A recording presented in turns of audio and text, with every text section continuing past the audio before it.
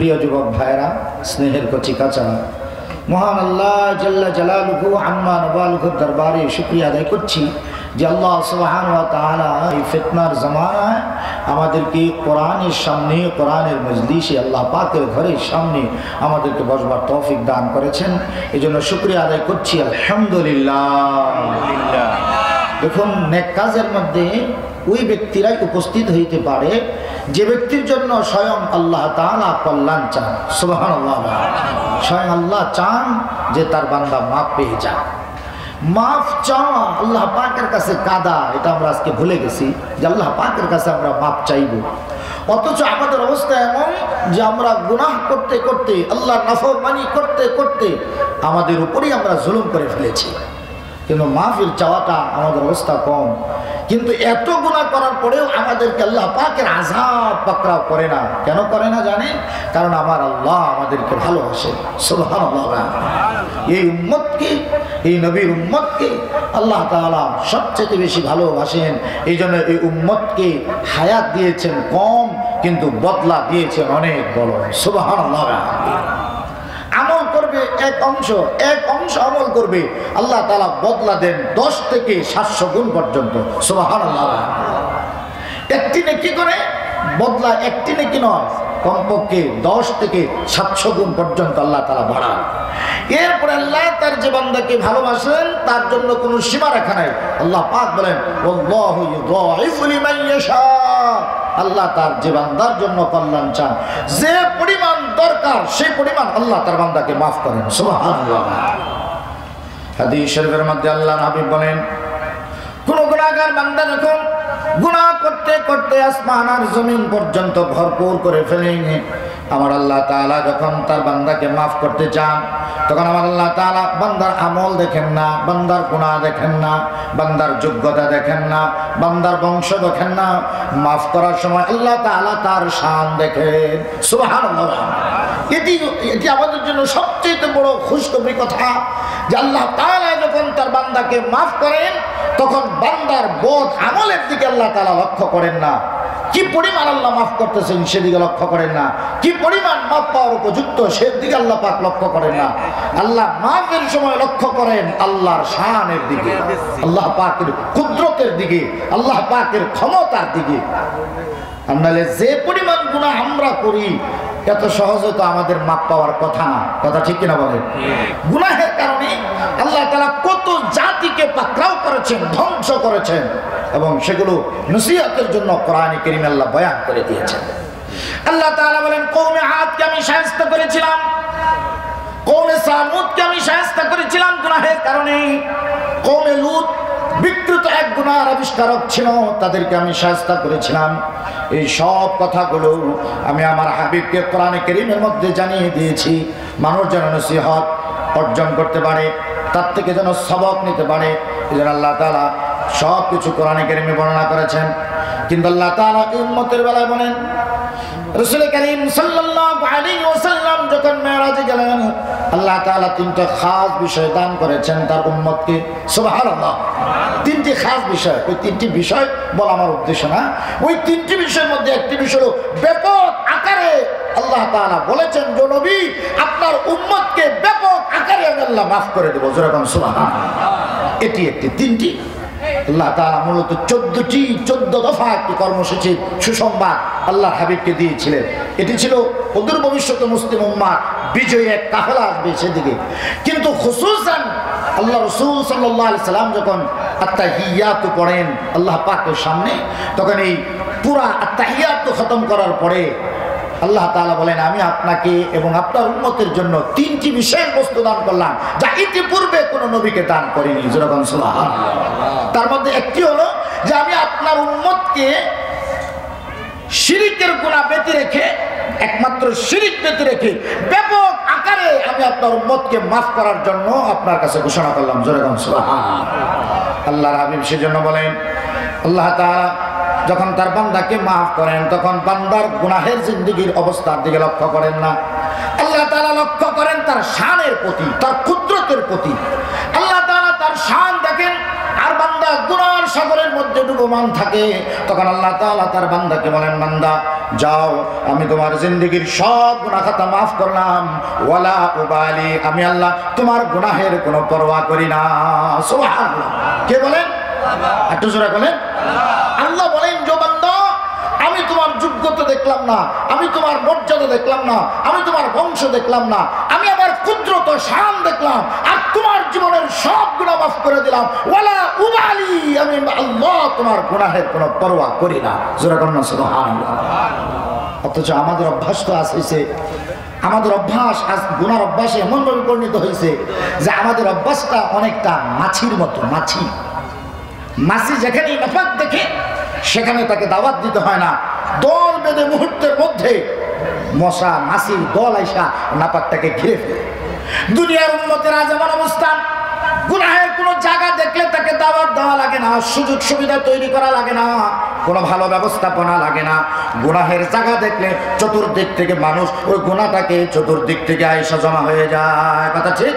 একটা গান হোক, বাদ্য হোক, বাজনা হোক, যে কোনো একটা নাপাক গুনার জায়গা হোক, মানুষ হুমড়িকে সেখানে পড়তে। স্বভাব এটা হলো মাছি।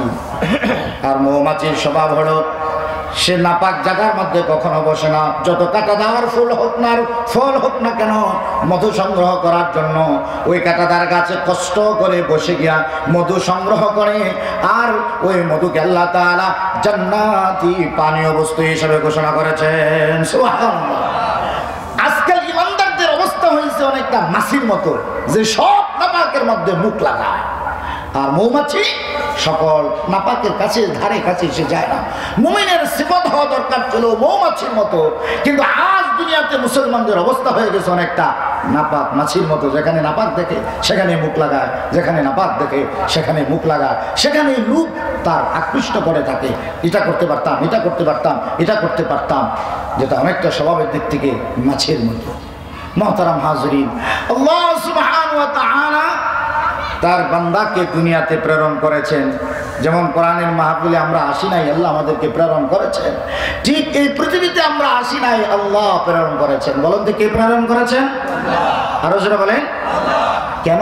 সোজা কথা, যে আয়াতে কারিমা আমি আপনাদের সামনে তেলাওয়াত করেছি, এই আয়াতে কারিমার মধ্যে আল্লাহ তাআলা বলেন, ওয়ামা খালাকুতুল জিন্না ওয়াল ইনসা ইল্লা লিয়াবুদুন। আল্লাহ রাব্বুল আলামিন বলেন, ও দুনিয়ার মানুষেরা শোনো, আমি আল্লাহ তাআলা তোমাদেরকে এই পৃথিবীর বুকে আমার হুকুম মানার জন্য প্রেরণ করেছি। যেরকম সুবহানাল্লাহ। এখানে ইবাদতের অর্থ হলো আল্লাহর হুকুম মানা। ইবাদতের আসলি কথাই হলো আল্লাহর হুকুম মানা। জোরে বলেন, কার হুকুম মানা? আরো জোরে বলেন। ইবাদতের কথা এই জন্য বলছি না, মানুষ ইবাদতের কথা মনে করলে মনে করে ইবাদত হইলো নামাজ পড়া, রোজা রাখা, ইবাদত হইলো টাকা পয়সা থাকলে হজ করা, হাজী সাহেব হওয়া, এটা মানুষ ইবাদত মনে করে। আসলে ইবাদতের মূল অর্থ এটা নয়। ইবাদত হচ্ছে সর্বদাই সর্ব জায়গায় একমাত্র আল্লাহর হুকুম মানা। যেরকম সুবহানাল্লাহ, এটা হলো ইবাদতের এক নম্বর অংশ। দ্বিতীয় অংশ হলো আল্লাহ তাআলার সমস্ত নিষিদ্ধ বস্তু থেকে নিজেকে বাঁচিয়ে রাখা। এই দুটি কথার সমন্বয়ের নাম হচ্ছে আল্লাহর ইবাদত করা। বুঝাচ্ছে কথা? একটা হলো আল্লাহর হুকুম মানা, আর আল্লাহর যত নিষিদ্ধ কাজ আছে তার থেকে বেঁচে থাকা। নিষিদ্ধ কাজ থেকে বেঁচে থাকাটা ইবাদত করার চাইতেও বান্দার জন্য বেশি নিরাপদ। যেরকম সুবহানাল্লাহ, মানে ইবাদত অধিক হওয়ার চাইতে তাহাজ্জুদ অনেক পড়ে, ইশরাক পড়ে, আওয়াবিন পড়ে, কিন্তু গুনাহেও সমানতালে করে, সমানতালে করে। তো মানুষের জন্য আল্লাহর হাবিব বলেছেন, যে ব্যক্তি তার ফরজ আমলের কমতি নাই, তাহাজ্জুদ নাই, ইশরাক নাই, আওয়াবিন নাই, নফল রোজা নাই, কিন্তু সে নিষিদ্ধ কাজ থেকে, আল্লাহ পাকের নিষিদ্ধ কথার থেকে বাঁচিয়ে রাখে। যেখানে আল্লাহ তাআলা নিষেধ করেছেন, এই নিষিদ্ধ বস্তুর থেকে যে ব্যক্তি বেঁচে থাকে, ওই ব্যক্তির জন্য আল্লাহর জান্নাতে যাওয়া অধিক নিরাপদ। যেরকম সুবহানাল্লাহ। জেনে রাখুন, আল্লাহ তাআলা বলেন ইবাদতের অর্থ হলো আল্লাহর হুকুম মানা। কার হুকুম মানা? আল্লাহর হুকুম মানা। আল্লাহর হুকুম অর্থ হলো যে আল্লাহ তাআলা যা করেছেন, যেভাবে করতে বলেছেন আমি সেভাবে করব। এটার নাম হচ্ছে কি? ইবাদত। এই জন্য ইবাদতের দুইটা শাখা আছে। কয়টা শাখা? দুইটা শাখা। একটা শাখাকে বলা হয় হকুল্লাহ, আল্লাহর হক। ইবাদতের একটা শাখার নাম কি? হকুল্লাহ, আল্লাহর হক। আল্লাহর হক মানে আল্লাহর হুকুম মানা। যেখানে আল্লাহর হুকুম আছে সেখানে মানবো, যার মাঝে আল্লাহর হুকুম নাই সেখান থেকে বাঁচবো। রাজি আছি? ইবাদতের কথাটা বোঝার জন্য আপনাদেরকে বলি, নামাজ পড়া কার হুকুম? আবার আল্লাহ তাআলা নির্ধারিত সময়ে নামাজ পড়তে নিষেধ করেছেন, আছে না নাই? আল্লাহ তাআলা বলেছেন, আল্লাহর হাবিবকে দিয়ে বলিয়েছেন, বলো সূর্য উদয়ের সময় নামাজ পড়তে পারবে না, সূর্য ঠিক দুপুরের সময় নামাজ পড়তে পারবে না, মাগরিবের সূর্য যখন অস্তমিত যায় তখন সূর্য অস্তমিত যাওয়ার আগ পর্যন্ত নামাজ পড়তে পারবে না, নামাজ পড়বে না। এটাও তো আল্লাহর হুকুম, রাসূলের তরিকা। কথা ঠিক না বলেন? কেউ যদি সফরে যায়, আল্লাহর হুকুম হলো সফরে আমি তোমার জন্য সহজ করলাম, একা একা যদি পড়ো তাহলে 4 রাকাত ফরজ নামাজ পড়া লাগবে না, 2 রাকাত পড়ো। কার হুকুম? আল্লাহর হুকুম। সফরে আল্লাহ তাআলা সহজ করে দিয়েছেন। মূলত ফরজ করেছিলেন আল্লাহ তাআলা 2 রাকাত করে নামাজ। নামাজ মেরাজের আগ পর্যন্ত প্রত্যেক নামাজ ছিল 2 রাকাত করে। মাগরিব নামাজ বেঁচে রেখে সকল নামাজ কয় রাকাত করেছিল? ফজর 2 রাকাত, যোহর 2 রাকাত, আসর 2 রাকাত, মাগরিব 3 রাকাত, এশার নামাজ 2 রাকাত, সব নামাজ ছিল 2 রাকাত করে। এরপরে আল্লাহ সুবহানাহু ওয়া তাআলা মদিনা যাওয়ার পরে আল্লাহর হাবিবকে আল্লাহ তাআলা জানিয়ে দিলেন, এবার যারা মুকিম হবে, আবাসস্থলে বসবাস করবে, তাদের জন্য যোহরের নামাজ 4 রাকাত ফরজ, আসরের নামাজ ফরজ 4 রাকাত, মাগরিবের নামাজ 3 রাকাত, ঈশার নামাজ 4 রাকাত। কিন্তু কেউ যদি সফর করে তাহলে আবার মাফ, তার জন্য আবার 2 রাকাত। সুবহানাল্লাহ। অর্থাৎ মদিনার আগ পর্যন্ত সকল ফরজ নামাজি 2 রাকাত 2 রাকাত করেছিল, কিন্তু মদিনায় যাওয়ার পরে মুকিম অবস্থা আল্লাহ তাআলা বাড়ায় দিলেন, 2 রাকাত করে বাড়ায় দিলেন। যোহরে 2 রাকাত বাড়ায় দিলেন, আসরে 2 রাকাত বাড়ায় দিলেন, এশা 2 রাকাত বাড়ায় দিলেন, মাগরিবে 3 রাকাতই বহাল রাখলেন। বাড়ালেও না, কমালেনও না। তাহলে নামাজ পড়া আল্লাহর হুকুম, রোজা রাখা কার হুকুম? আল্লাহর হুকুম। আবার আল্লাহ তাআলা রোজা রাখতে নিষেধ করেছেন, বলেছেন 5 দিন কোনো প্রকারের রোজা রাখতে পারবে না। বছরে কয়দিন রোজা রাখা হারাম? কার হুকুম?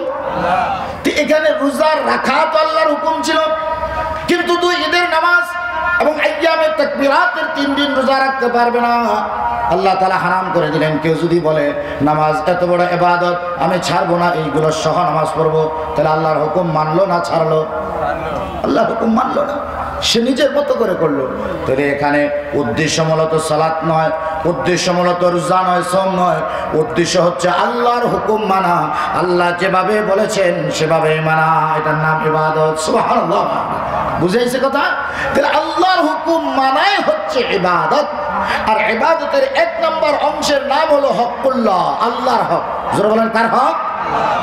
ইবাদতের 2টা শাখা, একটার নাম হকুল্লাহ, ইবাদতের 2য় শাখার নাম হলো হকুল ইবাদ। একটা হলো বান্দার হক, আর একটা হচ্ছে আল্লাহর হক।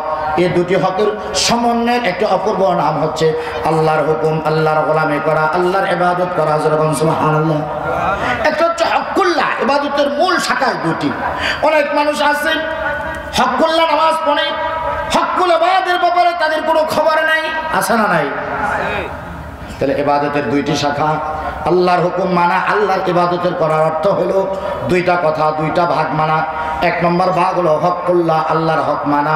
2 নম্বর হক হলো হকুল ইবাদ, বান্দার সাথে যে ইবাদতের হক আছে তা মানা।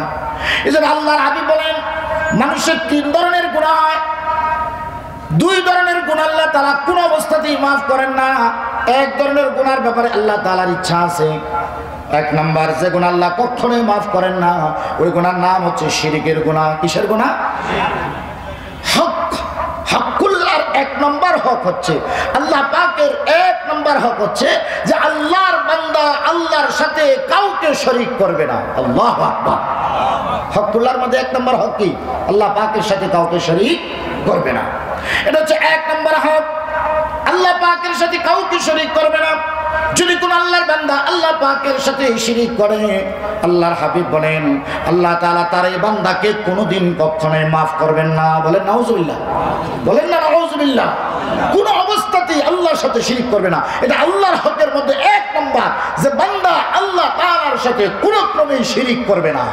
শিরিক আবার হয় 2 ধরনের। কয় ধরনের?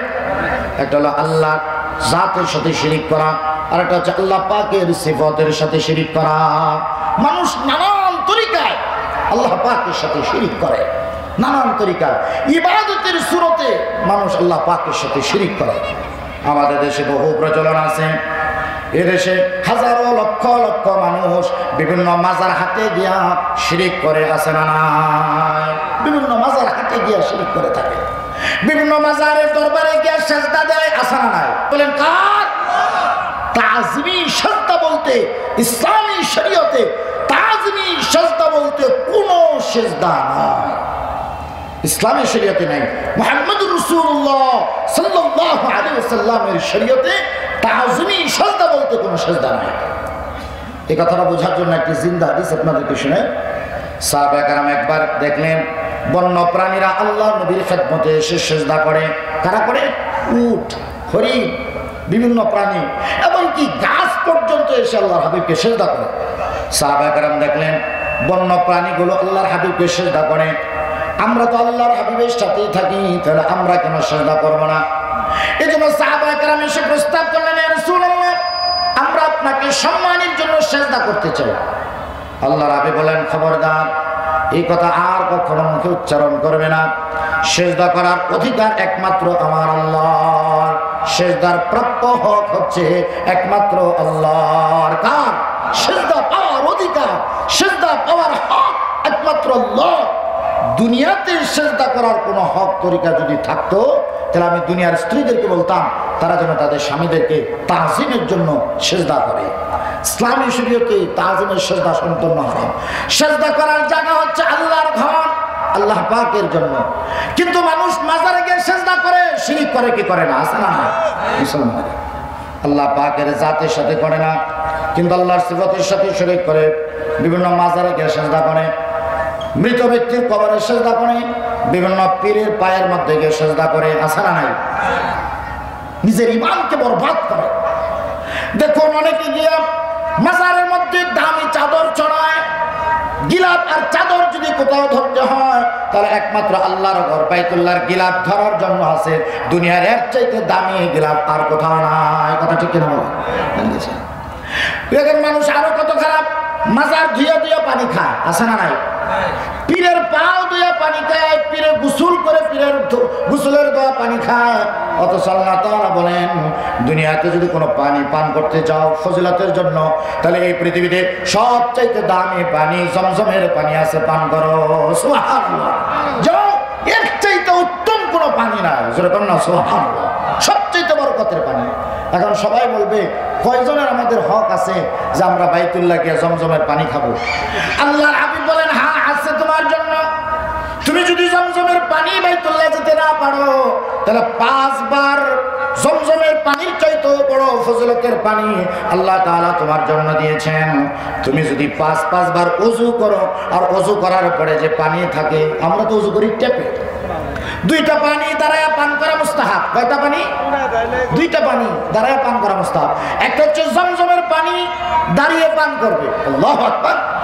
আরেকটা হচ্ছে ওযু করার পরে লুটা দিয়া, বদনা দিয়া, পাতিল দিয়া ওযু করার পরে যে পানি থাকবে, আকাশের দিকে তাকাবে, তাশাহুদ পড়বে, আর শাহাদাত কালিমা শাহাদাত পড়বে, এরপর দাঁড়িয়ে ওযুর পানি পান করবে।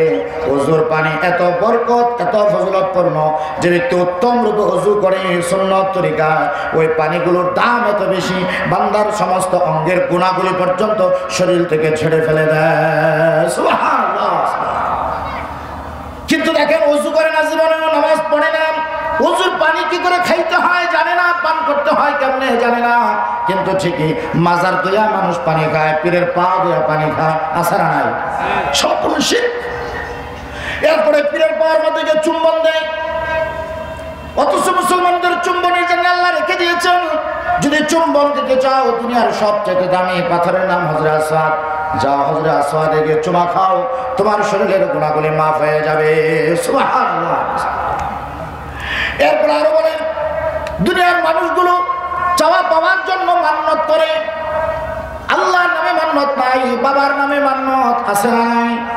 বিভিন্ন খানকার দরবারে, পীরের দরবারে মানুষ মান্নত করে। গায়রুল্লাহর নামে মান্নত করা সম্পূর্ণ ঈমানের পরিপন্থী কাজ, ঈমান নষ্ট হয়ে যাবে। এদেশের মুসলমানেরা হাজার হাজার লক্ষ লক্ষ মুসলমান বিভিন্ন মাজারের মধ্যে মান্নত করে, আছে না নাই? অথচ মান্নত করার একমাত্র জায়গা হলো আল্লাহর নামে। আল্লাহর নাম ছাড়া আর কারো নামে মান্নত করা জায়েজ নাই। এই জন্য বিভিন্ন মাজারে যে মান্নত করে সিন্নি টিন্নি করা হয়, এই সমস্ত সিন্নি খাওয়া বিলকুল হারাম, খাওয়া যায় না।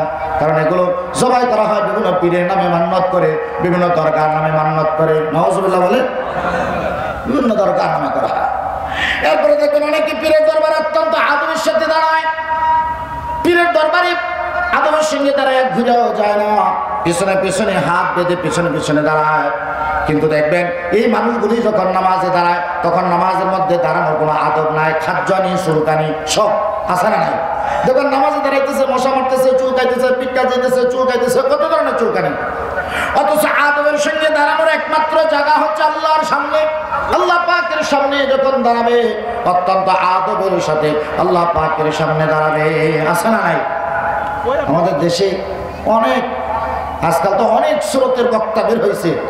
এক বক্তা, খুব আলোচিত এক বক্তা গান গাইছে। কি গান?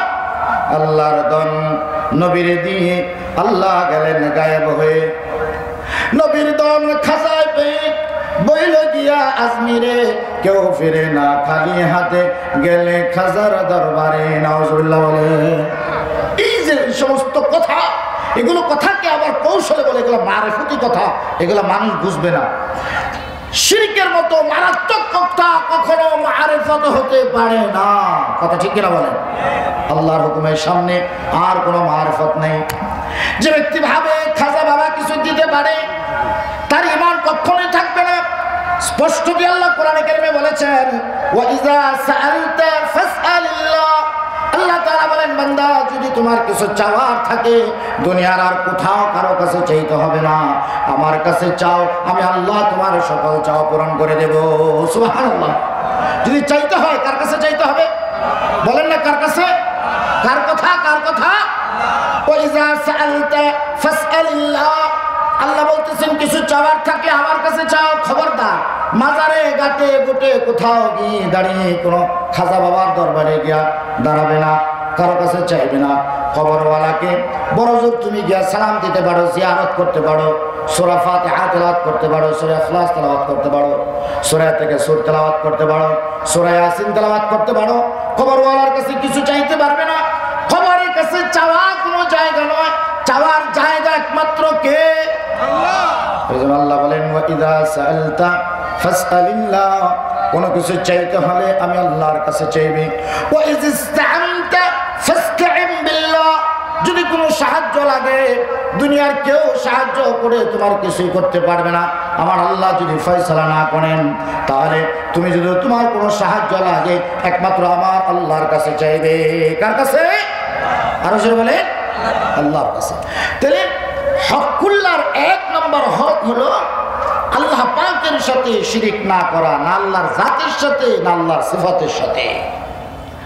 হযরত রাসূল করিম সাল্লাল্লাহু আলাইহি সাল্লামের একজন প্রিয় সাহাবী ছিলেন, নাম হচ্ছে হযরতে হুযায়ফা রাদিয়াল্লাহু তাআলা আনহু। হযরতে হুযায়ফা রাদিয়াল্লাহু তাআলা আনহু রাসূল করিম সাল্লাল্লাহু আলাইহি সাল্লাম একবার তাকে নসিহত করতেছেন, লা তুশরিক বিল্লাহি শাইআ।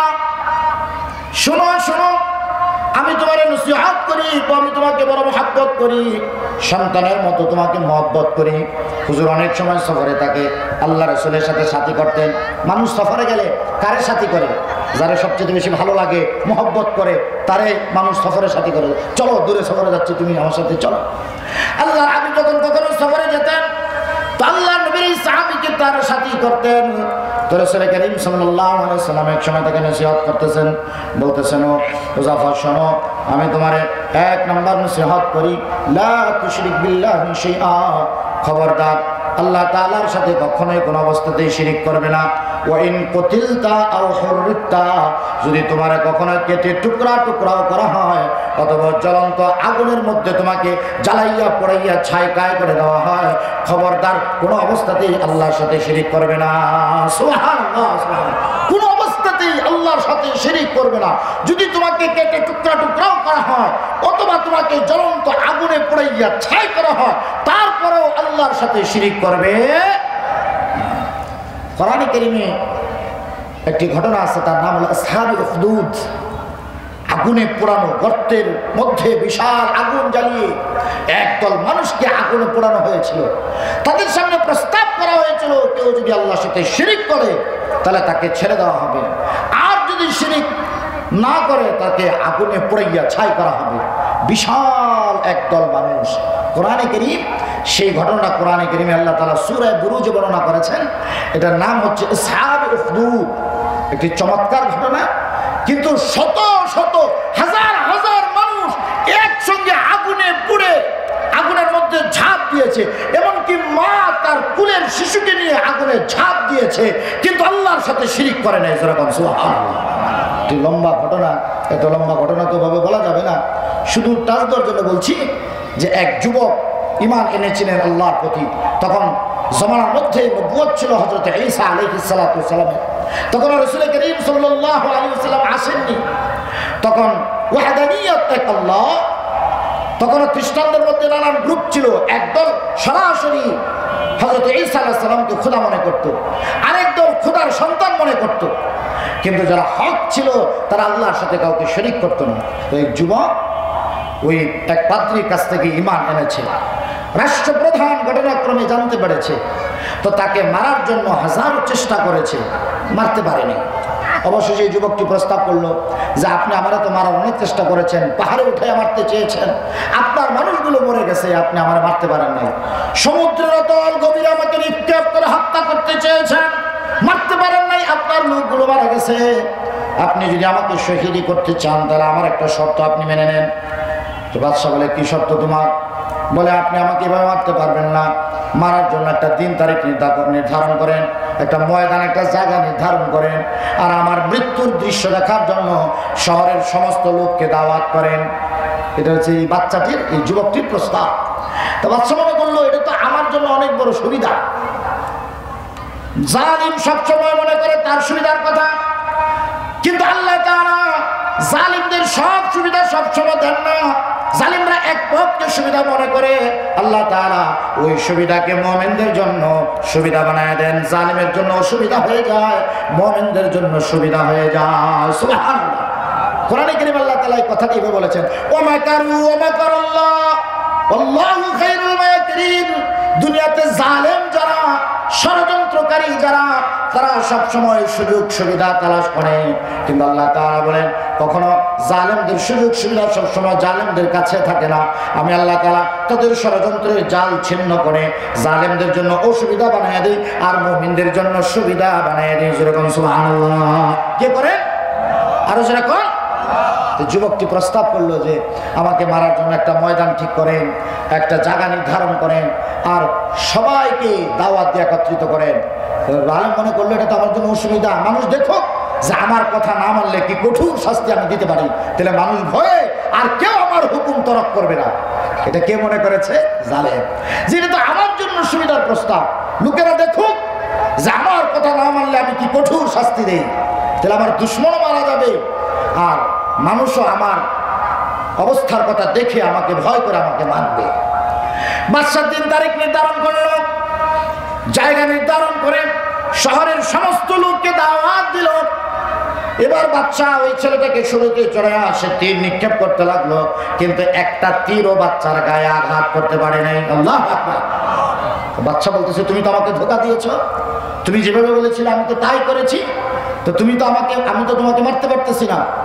যুবকটি বলে, তুমি তোমার ক্ষমতায় আমাকে মারতে পারবে না যতক্ষণ পর্যন্ত আমার আল্লাহ আমাকে হত্যা না করবেন। আল্লাহু আকবার। মারার একটাই পথ আছে, তুমি বলো বিসমিল্লাহি হাযাল গোলাম হাযা রাব্বি গোলাম, বিসমিল্লাহি হাযা রাব্বি গোলাম। এই যুবকের রব যিনি, তার নামে আমি ছুটছি, তাহলে সে মরবে। এ কথা বলে যখন ছাড়লো, তীরটা গিয়ে ওই যুবকের সিনার মধ্যে বিদ্ধ হয়ে যুবকটি শহীদ হলো। কিন্তু আল্লাহ তাআলা ষড়যন্ত্রকারীদের ষড়যন্ত্র জাল ছিন্ন করে দিলেন। হাজার হাজার মানুষ এক বাক্যে দেখলো যে আমাদের বাদশা যাকে আমরা খোদা মনে করি, এমন অপদার্থ নিজের ক্ষমতা একজন বালককে হত্যা করতে পারে নাই। আল্লাহু আকবার। সব মানুষ সচক্ষে একসঙ্গে দেখলো। জালেম মনে করেছিল যে মানুষ আমার হুকুম না মানলে আমি কেমন শাস্তি দিই, এটা দেখে মানুষ আমাকে আরো মানবে। কিন্তু মানুষ দেখলো যে আমরা যারা ক্ষুধা মনে করি যে বাচ্চাকে তো অপদার্থ, একটা বালককে হত্যা করার কোনো ক্ষমতা নাই। মৌতের মালিক ওই আসমানের মালিক, হায়াতের মালিক ওই আসমানে, আমাদের মালিক ও আসমানের মালিক। আল্লাহু আকবার। এখন সব মানুষ একসঙ্গে কালেমা পড়ে মুসলমান হয়ে গেছে। আল্লাহু আকবার। ময়দানের সব মানুষ একসাথে কালেমা পড়ে শাহাদাত কালেমা পড়ে ফেলেছে। এখন বাদশার তো মেজাজ গেছে খারাপ হইয়া, করেছিলাম কি কারণে আর হইল কি কারণ, চেয়েছিলাম কি আর হইল কি। সেসব লোকগুলোকে ময়দানে আটকালো, চতুর্দিক থেকে খন্দ করা ছিল, গর্ত করা ছিল, ওগুলোর মধ্যে ঘি ঢেলে দিয়া আগুন জ্বালায় দিল। বললো তোমাদের কাউকে ময়দান থেকে বের হতে দেওয়া হবে না, যারা আমাকে খোদা মানবে তারাই ছাড়া পাবে, যারা আমাকে মানবে না তাদেরকে জ্বলন্ত আগুনে তোমাদেরকে পুড়িয়ে মারা হবে। এই হাজার হাজার মানুষ এক বাক্যে বললো আগুনে পড়বো, আল্লাহর সাথে কখনোই শরীক করবো না। আল্লাহ আকবার। আমরা কত সস্তা আমাদের ঈমান বিক্রি করি, কত সস্তায় আমরা আল্লাহর সাথে শিরিক করি, অথচ যারা ঈমান এনেছে। এখানে আরো ঘটনাটা আছে বলবো, তার আগে একটা ঘটনা বলি। ফেরাউন চেয়েছিল মুসা আলাইহিস সালাতু ওয়াস সালামের মুআজিজাকে ধ্বংস করবে। সারা মিশর থেকে বাছাই করা জাদুকর এনেছিল, জাদুকররা জাদু দেখাইছিল ফেরাউনের পক্ষে। কিন্তু হযরত মুসা আলাইহিস সালামের মুআজিজা যখন সব জাদু খেয়ে ফেলছে, তখন জাদুকররা বাস্তবসম্মত অবস্থায় বুঝতে পারছে যে জাদু যে জিনিস খায় এটা কোনোদিন জাদু না, এটা আল্লাহর মুআজিজা। জোরে বলেন সুবহানাল্লাহ। বিনিময়ে ফেরাউনের রাজ দরবারে, ফেরাউনের উপস্থিতিতে যে সমস্ত জাদুকরকে ফেরাউন নিয়ে এসেছিল মুসা আলাইহিস সালামের মোকাবেলা করার জন্য, তারা ঠাই দাঁড়িয়ে ফেরাউনের চোখের সামনে কালেমা পড়ে মুসলমান হয়ে গেছে। তো উল্টা হয়ে গেল না? আল্লাহ বলেন ওমা কারু ওমা কারাল্লাহ, ষড়যন্ত্রকারীরা ষড়যন্ত্র করে তাদের সুবিধার জন্য, কিন্তু আমি ষড়যন্ত্রকারীদের ষড়যন্ত্র নস্যাৎ করে দেই। আল্লাহু আকবার। ফেরাউন বলে অত বড় সাহস, আমার রাজ দরবারে আমার দাওয়াতে এসে তোমরা মুসার পক্ষ অবলম্বন করেছো। লাউকাত্তিআন্না আইদিয়াকুম ওয়া আরজুলাকুম, আমি তোমাদের হাত কাটবো, পা কাটবো, সুম্মা লাউসাল্লিমান্নাকুম, এরপর তোমাদেরকে শুলিতে চড়াইয়া মারবো। ফেরাউন হুমকি দিল। তো ঈমানওয়ালারা বলল, যারা মাত্র ঈমান এনেছে তারা বলে কাটো, মারো, জবাই করো, শুলিতে চড়াও, যা মনে চায় করতে পারো, কিন্তু আল্লাহর সাথে কাউকে শরীক করবো না। আর চুপ করে থাকে। সুবহানাল্লাহ। কি মনে করেন আমরা বাবার দরবারে ঈমান বিক্রি করি, মাজারের দরবারে ঈমান বিক্রি করি, বট গাছের তলে লাল ডেকজি সাবু দিয়া আমরা আমাদের ঈমান বিক্রি করি। আর যাদের কাছে ঈমান আছে তারা বলে জবাই করো, আগুনে পড়ো, হাজার বার করো, কিন্তু আল্লাহর সাথে কাউকে শরীক করব। আব্দুল্লাহ ইবনে হুযাফা রাদিয়াল্লাহু তাআলা এক সাহাবী রোম সম্রাটের বিরুদ্ধে লড়াই করতে গিয়ে আটকা পড়েছে। রোম সম্রাট হিরাক্লিয়াস তাকে ধরে নিয়ে গেছে, অনেক শাস্তি দিয়েছে, কিন্তু ঈমান থেকে পদচ্যুত করতে পারে নাই। বাদশারা বলল আব্দুল্লাহ ইবনে হুযাফার মতো একজন বীর সৈনিক, মুজাহিদ কমান্ডারকে যদি আমরা ধর্ম থেকে করে আমাদের ধর্ম গ্রহণ করাইতে পারি, তাহলে তাকে হত্যা করার চাইতে আমাদের লাভ বেশি হবে।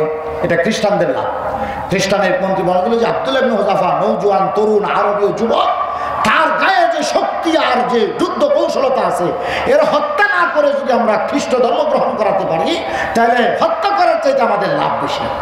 এই জন্য তারা একটা কৌশল নিল, লুবের প্রস্তাব দিল। লুবের প্রস্তাব রোম সম্রাট হিরাক্লিয়াস নিজে প্রস্তাব করল, ও আব্দুল্লাহ, তুমি যদি মুহাম্মদুর রাসূলুল্লাহর কালেমা ছেড়ে দিয়া ঈসা রূহুল্লাহর কালেমা পড়ে খ্রিস্টান হতে পারো, তাহলে তোমার সামনে দুইটা লাভ আছে। একটা লাভ, তোমারে তো আজাদ করবো সসম্মানে। 2 নম্বর লাভ, আমরা আমার রাজ্যের রোম সম্রাটের সবচেয়ে একমাত্র রূপসী কন্যা তোমার কাছে বিবাহ দেওয়া হবে। 2 নম্বর, রোম রাজ্যের অর্ধেক রাজ্য শাসন করার জন্য তোমাকে দিয়ে দেওয়া হবে। বিনিময়ে তুমি শুধু আমাদের খ্রিস্টান ধর্ম গ্রহণ করো। হযরত আব্দুল্লাহ ইবনে হুযাফা বলেন, দুনিয়া দিয়ে কখনো ঈমান থেকে ঈমান হারা করতে পারবে না। আল্লাহু আকবার। তো তারা গ্রেফতার করে। বড় বড় মাজারের ডেকচি আছে না আমাদের দেশে, বড় বড় ডেকচি, এরকম ডেকচির মধ্যে উত্তপ্ত তেল গরম করা হলো, আর একটা মধ্যে পানি গরম করা হলো, টকবক করতেছে পানি। হযরত আব্দুল্লাহ ইবনে হুযাফাকে হাত পা বেঁধে আইনা ওই ডেকচির সামনে হাজির করা হয়েছে। হযরত আব্দুল্লাহ ইবনে হুযাফা তখন ডেকজির দুধ উত্তাল ডেকজি টকবক করতেছে, তাকে কাঁদতেছিলেন। তরুণ সম্রাট বলে, আব্দুল্লাহ কান্দ কেন? মরণের লাগে কি তোমার ভয় লাগতেছে? কোনো অসুবিধা নাই, তোমার সামনে তো প্রস্তাব আছে, যদি তুমি ওই কালেমা ছেড়ে দিয়া আমাদের খ্রিস্টান ধর্ম গ্রহণ করো তাহলে আমার রাজকন্যাও পাবে, রাজত্বও পাবে। তুমি যদি এখনো আমার প্রস্তাব গ্রহণ করো।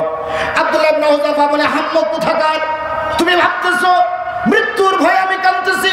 না না না, বরং আমার আফসোসের কারণে আমি কাঁদতেছি। জীবন দিল, আমি আমার আল্লাহ রাসূলের জন্য মাত্র একটা জীবন দিতে পারবো। আল্লাহ কেন আমাকে শত জীবন দান করলেন না?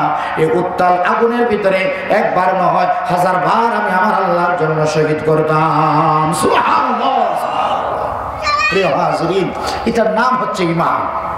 তা হযরত রাসূল করিম সাল্লাল্লাহু আলাইহি সাল্লাম বলতেছিলেন, খবরদার, লা তুশরিক বিল্লাহি শাইআ ওয়া ইন কুতিলতা আও হাররিকতা। খবরদার, কখনোই কোন অবস্থাতেই আল্লাহ পাকের সাথে শিরিক করবে না। যদিও তোমাকে কেটে টুকরা টুকরা করা হয় অথবা জ্বলন্ত আগুনের মধ্যে পোড়াইয়া দেওয়া হয়, এটা হচ্ছে আল্লাহর হকের মধ্যে 1 নম্বর হক। 2 নম্বর হক হচ্ছে হকুল ইবাদ, বান্দার হক। বান্দার হকের মধ্যে যত হক আছে তার মধ্যে সবচেয়ে বড় হকের নাম হচ্ছে পিতামাতার হক। সুবহানাল্লাহ। আল্লাহর হকের 1 নম্বর, আল্লাহর সাথে কাউকে শরীক করবে না। বান্দার হকের মধ্যে যত মানুষের হক আছে তার মধ্যে সবচেয়ে বড় হক হলো পিতা মাতার হক। সুবহানাল্লাহ। কোরআনে কারীমে আল্লাহ পাক বলেছেন, ওয়া কাদা রাব্বুকা আল্লা তা'বুদু ইল্লা ইয়াহু ওয়া বিল ওয়ালিদাইনি ইহসানা। আল্লাহ তাআলা বলেন, ও দুনিয়ার মানুষেরা, আমি তোমাদের উপরে 2টা হক দিয়েছি। 1 নম্বর হক হচ্ছে আমার ইবাদত করবে। ওয়া কাদা রাব্বুকা আল্লা তা'বুদু ইল্লা ইয়াহু, আল্লাহর ছাড়া আর কারো ইবাদত করবে না। ইবাদতের অর্থ কি? নামাজ পড়া, রোজা রাখা, হজ করা, এটার অর্থ ইবাদত। ইবাদত হইল কোন অবস্থাতেই আমি আল্লাহর হুকুম ছাড়বে না। কথা ঠিক? তোমার ঘরে হোক, তোমার আল্লাহর ঘরে হোক। মানুষ তো আজকের মানুষ আল্লাহর ইবাদতকে শুধু আল্লাহর ঘরের হক মনে করে। মানুষ ইবাদতকে শুধু আল্লাহর ঘর কেন্দ্রিক মনে করে। ব্যবসা করাকে ইবাদত মনে করে না, চাকরি করাকে ইবাদত মনে করে না, সমাজ পরিচালনাকে ইবাদত মনে করে না। মসজিদে নামাজ ঠিকই পড়ে, বাকি কাজগুলো তার মন মতো করে। আছে না নাই? তোমার আমি তো আল্লাহর ইবাদত করতে আসি, তো আমার ব্যবসা এত হালাল হইতে হবে কেন? সুদ থেকে আমার ব্যবসাকে বাঁচাইতে হবে কেন? আমার সমাজ ব্যবস্থাকে আল্লাহ পাকের হুকুমে ঢেলে কেন সাজাইতে হবে? আমি তো আমার আল্লাহর হুকুম মানি, নামাজ পড়ে চুরিও করে, নামাজ পড়ে ব্যবসায় মানুষকে ঠকা, নামাজ পড়ে সুদের ব্যবসা করে। আছে না নাই? নামাজ পড়ে বেপরদার ছেলে মেয়েদেরকে ছেড়ে দিচ্ছে। তার ধারণা ইবাদতের অর্থ হইল মসজিদে গিয়েই আল্লাহর কথা মানা, মসজিদের বাহিরে আল্লাহ পাকের ইবাদত কথা মানার পরিবেশ তৈরি করে না। তাহলে ইবাদতের অর্থ এটা নয় যে মসজিদে আল্লাহর হুকুম মানা। ইবাদতের অর্থ হইল সর্ব অবস্থায় কার হুকুম মানা? এটা হচ্ছে আল্লাহর হক। 2 নম্বর হক হচ্ছে পিতামাতার হক। আল্লাহ রাব্বুল আলামিন বলেন, বান্দার হকের মধ্যে সবচেয়ে দামি হকের নাম হচ্ছে বান্দার হকের মধ্যে থেকে পিতা মাতার হক আদায় করা। ওয়া বিল ওয়ালিদাইনি ইহসানা। প্রিয় যুবক ভাইরা, আপনাদের জন্য এই হকুল ইবাদ সম্পর্কে আমার এই কথাটা বলার উদ্দেশ্য, আজকে যে যুবক ভাইদের বরকত হয় না, সুস্থ জিন্দেগি হয় না, কঠিন কঠিন রোগ হয়ে যায়, হাজারো পরিশ্রম করার পরে অভাব মিটে না, তার একমাত্র কারণ হলো প্রিয় যুবক ভাইরা, আমরা পিতা মাতার হক আদায় করি না। কথা ঠিক কিনা বলে? উদাসীন পিতা মাতার হকের ব্যাপারে। দামি দামি শার্ট লাগাচ্ছি, দামি দামি প্যান্ট পরতেছি, দামি দামি জুতা পরতেছি, সুন্দর সংসার আমি সাজিয়েছি, কিন্তু মা কেমনে আছে, বাবা কেমনে আছে, মা বাবার কোনো খবর ঠিক মতো আমরা রাখি না। কথা ঠিক কিনা বলে? যে সন্তান পিতা মাতার হক আদায় করবে না, এ মত পর্যন্ত কষ্ট করবে, এর রিজিকের অভাব কোনোদিন মিটবে না। এ সুস্থ থাকার জন্য হাজার চেষ্টা করবে, কিন্তু তার শরীরের মধ্যে হাজারো রূপ বাঁধবে, এ বিভিন্ন রূপ বালা মুসিবত থেকে বাঁচতে পারবে না। হাজারো চেষ্টা করবে, লক্ষ লক্ষ টাকা আনবে, জমা করবে, কিন্তু লক্ষ টাকার মধ্যেও সে কোনো বরকত খুঁজে পাবে না। কেন পাবে না জানেন? কমতি একটাই জায়গা যেখানে এই সন্তান তার পিতা মাতার হক আদায় করে না, যে সন্তান পিতা মাতার হক আদায় করবে না, এ যতই মেহনত করুক, যতই পরিশ্রম করুক, তার রিজিকে বরকত হবে না। এ যতই নিজেকে শরীর সুস্থ দেখুক, এর শরীর সুস্থ থাকবে না। নানান ধরনের কঠিন রূপ শরীরে এসে বাধা বাঁধবে। এ রাস্তাঘাটের মুসিবত থেকে বাঁচতে পারবে না, হঠাৎ রাস্তা অ্যাক্সিডেন্টে মারা যাবে। এই সমস্ত মুসিবতের মূল কেন্দ্রবিন্দু হচ্ছে হকুল ইবাদের মধ্যে পিতা মাতার হক আদায় না করা। কথা ঠিক কিনা বলে? আজকে আমরা মানুষের হক কেমনে আদায় করব? আমরা তো আমাদের পিতা মাতার হকে আদায় করি না, আমরা তো আমাদের স্ত্রীদের হকটুকু আদায় করি না। মানুষের হক কেমনে আদায় করব? মানুষ মনে করতেছে সে খুব পাক্কা মুসলমান। আল্লাহ তাআলা ডাক দিয়ে বলেন, আহাসিবান নাসু আইয়ুতরাকু আইয়াকুলু আমান্না ওয়া হুম লা ইফতানুন। মানুষেরা মনে করে যে আমরা ঈমানদারি আছি, আমরা তো বলি যে আমরা আল্লাহর প্রতি ঈমান এনেছি। তারা বলে আহাসিবান নাসু আইয়াকুলু আমান্না, আমরা ঈমান আনছি। মানুষের ধারণা বলে যে আমরা ঈমান আনছি, এটাই আমাদের ঈমানের জন্য যথেষ্ট। আল্লাহ বলেন না, এটা ঈমানের জন্য যথেষ্ট নয়। তোমাদেরকে পরীক্ষা করা হবে যে তোমাদের কাছে খাঁটি ঈমান আছে না ভেজাল ঈমান আছে। কথা ঠিক কিনা বলেন? একটা খাঁটি ঈমান, একটা ভেজাল ঈমান। রাসূলুল্লাহ সাল্লাল্লাহু আলাইহি সাল্লামের জামানায় মুনাফিকরা ছিল, যারা দাবি করত আমরা ঈমানদার, আমাদের কাছে ঈমান আছে। কিন্তু আল্লাহ রাব্বুল আলামিন বলেন, ও নবী, তারা যতই নিজেদেরকে ঈমানদার বলুক না কেন, তারা আপনার পিছনে নামাজ পড়ে, আপনাকে সালাম দেয়, আপনার মজলিসে বসে, আপনার কথা শুনে, আপনার পিছনে নামাজ আদায় করে। যতই আদায় করুক না কেন, তাদের কাছে আসল ঈমান নাই। আসল ঈমান একমাত্র আপনার সাহাবীদের কাছে আছে, মুনাফিকদের কাছে ঈমান নাই। কার কথা? কোরআনে কারীম আল্লাহ চমৎকার বলেছেন, ওয়া ইযা জাআকাল মুনাফিকুনা ক্বালু নাশহাদু ইন্নাকা লারাসূলুল্লাহ ওয়াল্লাহু ইয়া'লামু ইন্নাকা লারাসূলুহু ওয়াল্লাহু ইয়াশহাদু ইন্নাল মুনাফিকিনা লাকাযিবুন। আল্লাহ তাআলা বলেন, হে নবী, মুনাফিকরা আপনার সামনে এসে আপনার চাটুকারিতা করে। দেখুন, আল্লাহ তাআলা বলতেছেন এরা আপনার প্রশংসা করে না, আপনার চাটুকারিতা করে। দুনিয়ার মানুষ আজকে খুব চাটুকারিতা খুব পছন্দ করে, প্রশংসা পছন্দ করে না। প্রশংসা আর চাটুকারিতা এক জিনিস না, মনে রাখবেন। একটার নাম প্রশংসা, এটা খুব ভালো জিনিস, এটা আল্লাহ পছন্দ করেন, এটা মুমিনের জন্য করা করণীয়। মানে লাম ইয়াশকুরিন নাস ফালাম ইয়াশকুরিল্লাহ। যে ব্যক্তি মানুষের কৃতজ্ঞতা আদায় করে না, সে আল্লাহর কৃতজ্ঞতা আদায় করে না। তাহলে মানুষের প্রশংসা করা এটা ভালো কথা, কিন্তু মানুষ আজকাল প্রশংসা শোনে না, মানুষ চাটুকারিতা শোনে। তো মুনাফিকরা এসে আল্লাহ রাসূলের সামনে চাটুকারিতা করে, বলে আল্লাহু ইয়া'লামু ইন্নাকা লারাসূলুহু। মুনাফিকরা বলে ইন্নাকা লারাসূলুহু, আমরা সাক্ষ্য দেই নিশ্চয়ই আপনি আল্লাহর রাসূল। আল্লাহ তাআলা বলেন, হ্যাঁ, মুনাফিকরা তো আপনাকে বলে, আপনার সামনে আপনার চাটুকারিতা করে, আমি আল্লাহ আপনার প্রশংসা করে বলি আল্লাহু ইয়া'লামু ইন্নাকা লারাসূলুহু, নিশ্চয়ই আপনি আমার রাসূল। কিন্তু মুনাফিকরা যা করে, ইন্নাল মুনাফিকিনা লাকাযিবুন, মুনাফিকরা যারা বলে, যা বলে এটা মিথ্যা কথা বলে। কার কথা? কন্যা কার কথা? আল্লাহ পাকের কথা। তাহলে মানুষের হকের কথা বলতেছিলাম। মানুষের হকের মধ্যে এক নম্বর হক হলো পিতা মাতা। যে ব্যক্তি পিতা মাতার খেদমত করবে, আল্লাহ রাব্বুল আলামিন পিতা মাতার খেদমতের কারণে ওই সন্তানের মধ্যে নগদ 2টা পুরস্কার দিবেন। এক নম্বর পুরস্কার হলো তার হায়াতের মধ্যে বরকত হবে, 2 নম্বর তার রিজিকের মধ্যে বরকত হবে, 3 নম্বর ওই যুবকটি মওতের সময় তার ঈমান নসিব হয়ে যাবে। সুবহানাল্লাহ। 1 নম্বর তার হায়াতে বরকত হবে।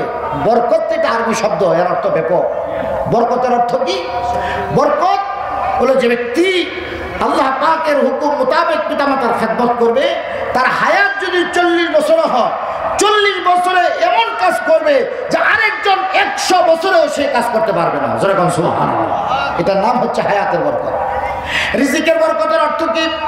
রিজিকের বরকতের অর্থ হলো একজন 1 লক্ষ টাকা বেতন পায় কিন্তু তার অভাব যায় না, আর একজন 10,000 টাকা বেতন পায় কিন্তু কোনোদিন তার অভাব থাকে না। আছে না নাই? এটার নাম হচ্ছে রিজিকের বরকত। মানে অল্প টাকার মধ্যে আল্লাহ এমন বরকত দেন যে তার কোনো চাহিদা থাকে না, আল্লাহ সব চাহিদা মিটাই দেন। যেরকম সুবহানাল্লাহ। তৃতীয় নম্বর, যে পিতামাতার খেদমত করবে মৌতের সময় তার ঈমান নসিব হয়ে যাবে যদি ঈমান বরবাদ না করে। আর যারা পিতামাতার হক নষ্ট করবে, এর যত দামি ইবাদত করুক না কেন, মৌতের সময় তার ঈমান নসিব হওয়া বড় কঠিন হবে। এটা বোঝানোর জন্য আমার একটা শেষ হাদিসের টুকরা পড়তেছি। রাসূলুল্লাহ সাল্লাল্লাহু আলাইহি ওয়াসাল্লামের একজন দামি সাহাবীর নাম হযরত আলকামা রাদিয়াল্লাহু তাআলা। নাম শুনছেন? হযরত আলকামা হুজুরের খুব দামি সাহাবী। রাসূলুল্লাহ সাল্লাল্লাহু আলাইহি ওয়াসাল্লামের সাথে জিহাদ করেছেন, লড়াই করেছেন। হযরত আলকামার যখন মৌতের সময় হয়েছে, সাহাবা কেরাম কাছে আছেন, তাকে দেখেন হযরত আলকামা কালেমা পড়তে পারতেছেন না। আল্লাহু আকবার বলে। একজন সাহাবী কালেমা পড়তে পারতেছেন না। তো সাহাবা কেরাম পেরেশান হয়ে গেছেন যে আলকামার তাহাজ্জুদের অভাব নাই, নামাজের অভাব নাই, হুজুরের সাথে একনিষ্ঠভাবে ঈমান রাখে, আলকামা তো মুনাফিক নয়, আল্লাহ রাসূলের সাথে জিহাদ করেছেন, তো কালেমা পড়তে পারতেছে না কেন? সাহাবা কেরাম পেরেশান হয়ে আল্লাহ রাসূলের কাছে নিয়ে এসেছে। আল্লাহর হাবিব নিজে কালেমার তালকিন করতেছেন, কিন্তু কালেমা পড়তে পারতেছে না। হুজুর আশ্চর্য হয়ে গেলেন, আমার সাহাবী কালেমা পড়তে পারে না কেন? বললেন আলকামার কে বেঁচে আছে? সাহাবা কেরাম বললেন তার বৃদ্ধা মা এখনো বেঁচে আছে। আল্লাহর হাবিব বললেন তার মাকে তাড়াতাড়ি হাজির করো। হযরত আলকামার মাকে এনে হাজির করা হলো। আল্লাহর হাবিব বললেন আলকামা, তো আলকামার মা, তোমার সন্তান তো এখন ইন্তেকাল করবে, কিন্তু কালেমা পড়তে পারে না। ওগো মা, তুমি কি তোমার সন্তানের প্রতি কোনো কষ্ট রাখছো নাকি? হযরত আলকামার মা বলেন, ওগো আল্লাহর হাবিব, আপনি সাক্ষী, আমার সন্তানের কোনো বদ অভ্যাস নাই, আমলের মধ্যে কোনো ত্রুটি নাই, জিহাদের মধ্যে পিছায় থাকে না, সব তার ঠিক আছে, কিন্তু একদিন একটি আচরণের কারণে আমি তার প্রতি এত কষ্ট পাইছিলাম মনের মধ্যে, আজও সেই কষ্ট আমি দূর করতে পারি না। আল্লাহু আকবার। হুজুর বলতেছেন আলকামার মা, আপনি আপনার সন্তানকে মাফ করে দেন। আলকামার মা বলে, ইয়া রাসূলুল্লাহ, আমি তো কষ্ট দূর করতে পারি না। হুজুর বললেন, তাহলে ও সাহাবীরা, লাকড়ি আনো, আগুন জ্বালাও, আলকামারে আগুনের মধ্যে ফেলে দাও। আল্লাহু আকবার। রহমতের নবী যখন এই কথা বলছেন, তো মা অন্তর কাঁদা উঠছে, বলছে, ইয়া রাসূলুল্লাহ, আপনি তো রাহমাতুল লিল আলামিন, আপনি আমার সন্তানের সাথে এমন নিষ্ঠুর আচরণ করতে পারেন না। আল্লাহর হাবিব বলেন, ও মা, যদি তোমার সন্তানকে তুমি মাফ না করো, তোমার সন্তান কালেমা পড়ে না মরতে পারে, তাহলে তোমার সন্তানকে জাহান্নামের চেয়ে কঠিন আগুন জাহান্নামে তোমাকে পড়তে, তাও তোমার সন্তানকে পড়তে হবে। এমনি আলকামার মা বলেন, ইয়া রাসূলুল্লাহ, আপনি সাক্ষী থাকেন, আল্লাহ রাসূল সাক্ষী, আমার সন্তানকে আমি পরিপূর্ণভাবে মাফ করে দিলাম। সুবহানাল্লাহ। যেই মাত্র আল্লাহ নবীর সামনে মাফ করে দিয়েছেন, এমনি হযরত আলকামার জবান খুলে গেছে, হুজুরের সাথে সাথে কালেমা পড়তেছেন। আল্লাহু আকবার। প্রিয় যুবক ভাইরা, আপনারা চাকরি বাকরি করেন, মেহনত করেন, কষ্ট করেন, অনেকের মা বাবা বাড়িতে থাকে, সন্তানরা ইচ্ছে মতো টাকা পয়সা খরচ করে, কিন্তু মা বাবার হক আদায় করে না। আপনি গাধার মতো কষ্ট করবেন, আপনার রিজিকে কখনো বরকত হবে না, আপনার এই জীবনটাও সুস্থ অবস্থায় ভাবে থাকবে না। আজকে আমি আপনাদের সামনে আমার আয়াত কারিমার ভিত্তিতে দুটি বিষয়ের কথা আজকে আপনাদের সামনে খেদমতে আরজ রাখলাম। এক নম্বর কথা, যে আমরা আল্লাহ পাকের হুকুম মানব, সর্ব অবস্থায় আল্লাহর ইবাদত করব, আর আল্লাহর ইবাদতের অর্থ হইল সর্ব অবস্থায় আল্লাহর হুকুম মানব। কারা কারা রাজি? এক নম্বর। দুই নম্বর হচ্ছে আল্লাহ পাকের সাথে কোন অবস্থায় শিরিক করব না। রাজি ইনশাআল্লাহ? এটা হলো দুই নম্বর। তিন নম্বর হলো, এখনো যাদের পিতামাতা বেঁচে আছেন, মা বাবার হকের ব্যাপারে, খেদমতের ব্যাপারে কখনোই উদাসীন থাকবো না, সর্বদাই পিতামাতার খেদমত করবো। রাজি আছি? আল্লাহ কবুল করেন। হাত নামান। প্রিয় ভাই সব, এই দুটি অংশ যদি আমরা মানি এবং আমল করি, তো দুইটা ফায়দা হবে। এক নম্বর, এই যে মানাগুলি, এই মানাগুলো আবার মনে হচ্ছে সময় আছে, আল্লাহর হুকুম মানবো, ইবাদত করবো, সময় আছে। কখন থেকে মানবো? এখন থেকে মানবো। রাজি আছেন ইনশাআল্লাহ? এখন থেকে মানবো। তো আল্লাহ তাআলা তাকে দুইটা ফায়দা দিবেন। এক নম্বর, আল্লাহ তাআলা তাকে ঈমানের খাতায় রাখবেন, কোনো ফিতনাতে তার ঈমান নষ্ট করবেন না। দুই নম্বর, যে পিতামাতার খেদমত করবে, আল্লাহ তাআলা নগদ তার রিজিকের অভাব মিটায় দেবে, তার কখনো রিজিকের অভাব পড়বে না। আসুন এই সিফাতগুলোর উপরে আমরা আমল করি। আল্লাহ তাআলা আমাদের সবাইকে আমল করবার তৌফিক দান করেন। আমিন।